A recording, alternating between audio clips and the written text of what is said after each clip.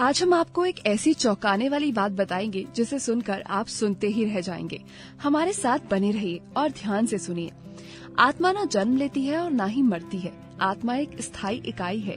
जन्म लेने और मरने की ये घटना अहंकार की है। ये अहंकार है जो पैदा हुआ है और वो अहंकार है जो मरता जाता है। वास्तव में है आत्मा बिल्कुल नहीं मरती। जन्म और मृत्यु घटित होती है, इसमें तो कोई संदेह नहीं है। हम सभी इसी घटना के गवाह हैं। मृत्यु तभी होती है जब व्यक्ति के जीवन के सभी कर्म समाप्त हो जाते हैं। वर्तमान जीवन के लिए उसके पास जो भी होता है खाते में वो समाप्त हो जाता है, इसीलिए मृत्यु होती है। जब आप मर जाते हैं तो क्या होता है? आत्मा एक शरीर छोड़ती है और कुछ समय में दूसरे में प्रवेश करती है, और जैसे एक शरीर छूट जाता है ये एक साथ दूसरे गर्भ में भी मौजूद है। एक घटना शुक्राणु और अंडे से मिलन के क्षण के साथ होती है।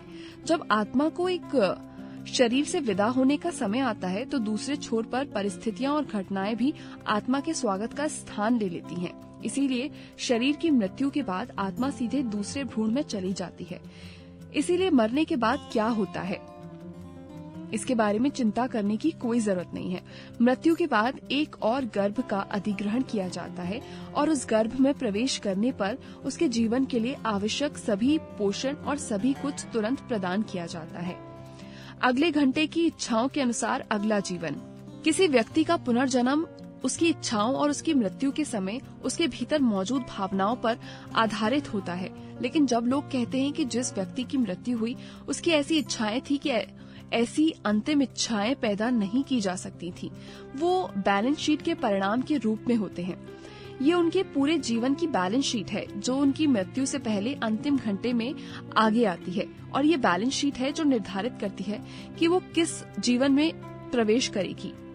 यदि कोई अपने जीवन में संचित है और उसके अधिकार में नहीं है तो वो पैसा हो या फिर महिला हो, वो पशु साम्राज्य में ही जाएगा। जो कुछ भी उसने बुद्धि के कुटिल उपयोग से हासिल किया है वो उसे पशु साम्राज्य में ले जाएगा। यदि ये सभ्य और मानवीय रहा है तो वो मानवीय रूप में वापस आएगा।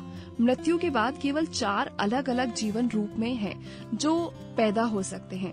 जो लोग अपने स्वयं के लाभ के लिए लोगों के घरों को नष्ट करते हैं और नरक में जाते हैं। अति मानवीय गुणों वाले जो दूसरों के आहत होने के बावजूद प्रतिशोध नहीं लेते हैं और परोपकारी रहते हैं, स्वर्ग में जाते हैं। आपको क्या लगता है कि ये सच में होता है? आत्मा असली में नहीं मरती? कमेंट सेक्शन में हमें बताएं कि आप क्या सोचते हैं इस बारे में।